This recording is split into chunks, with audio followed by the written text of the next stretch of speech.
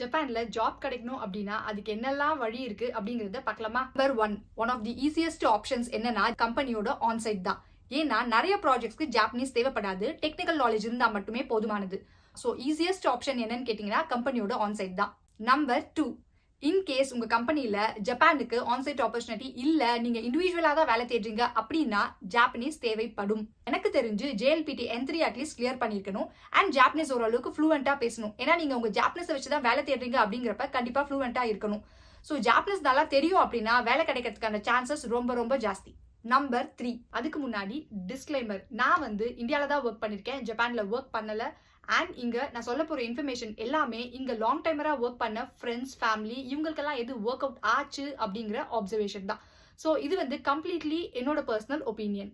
Number 3, in case உங்களுக்கு onsite ஆப்பர்ச்சுனிட்டியும் இல்ல, ஜாப்பனீஸும் தெரியாது அப்படின்னா ஜப்பானுக்கு வர முடியாதா அப்படின்னு கேட்டீங்கன்னா வரலாம். உங்களுக்கு சாலிட் எக்ஸ்பீரியன்ஸ் இருக்கணும் அண்ட் உங்களோட டொமைன்ல உங்களுக்கு எக்ஸ்பர்டைஸ் இருக்கணும். ஸோ ஒரு ஸ்பெஷல் ஸ்கில் இருக்கும்போது உங்களோட எக்ஸ்பர்டைஸை வச்சு ஜாப் தேடினா கிடைக்கிறதுக்கான சான்ஸும் உண்டு. இந்த 3 கேட்டகரியும் இல்லாம இன்னொரு கேட்டகரியும் உண்டு. இந்தியால இருந்து ஜாப்பனீஸ் லாங்குவேஜ் ஸ்கூல்ல சேர்ந்து ஜாயின் பண்ணி படிச்சுட்டு சின்ன சின்ன வேலை செஞ்சு எக்ஸ்போஷர் கெயின் பண்ணிட்டு ஜாப்பனீஸ் ஃப்ளூயன்சியும் கெயின் பண்ணிட்டு அதுக்கப்புறமா அவங்களோட டொமைன்லயும் போய் செட்டில் ஆகலாம். இதுவுமே ஒர்க் ஆன ஒரு மெத்தட் தான். ஜப்பான் ரிலேட்டட் வீடியோஸ் வேணும்னா ஃபாலோ பண்ணிக்கோங்க.